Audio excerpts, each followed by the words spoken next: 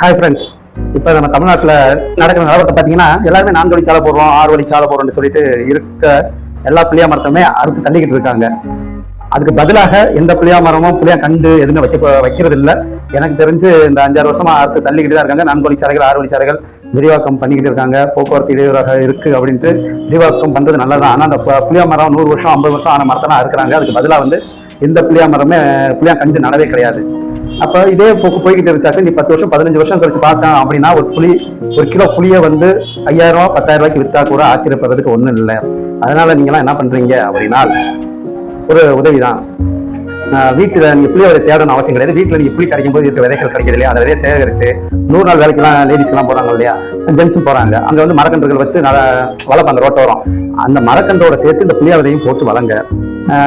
ஏன்னா நம்ம அடுத்த தலைமுறைக்கு வரவங்களுக்கு வந்து புளி எதுல காய்க்குது அப்படின்னு தெரியாம போயிடும். சரியா கொடியா மரமாட்டே தெரியாத அளவுக்கு போயிடும். ஏன்னா அந்த அளவுக்கு புளியா மரத்தை அடுத்து தள்ளிக்கிட்டு இருக்காங்க. இப்ப நானும் பாத்தீங்கன்னா வீட்டுல புளிய விதை சேர்த்து வச்சு அந்த 100 நாள் வேலை பார்க்கறது, அந்த கூடு மாதிரி செஞ்சு வச்சுப்பாங்க இல்லையா செடிகள், அதுக்குள்ளேயே வந்து ஒவ்வொரு விதையை போட்டு வச்சுட்டு தான் போய்கிட்டு இருக்கேன். நீங்களும் இதே மாதிரி பண்ணுங்க. நம்ம சாப்பிட முடியாதையும் கூட நம்ம தலைமுறைகளுக்குனால யூஸ் ஆகும். உங்க கமெண்ட்டை வந்து தெரிவிங்க. All the best.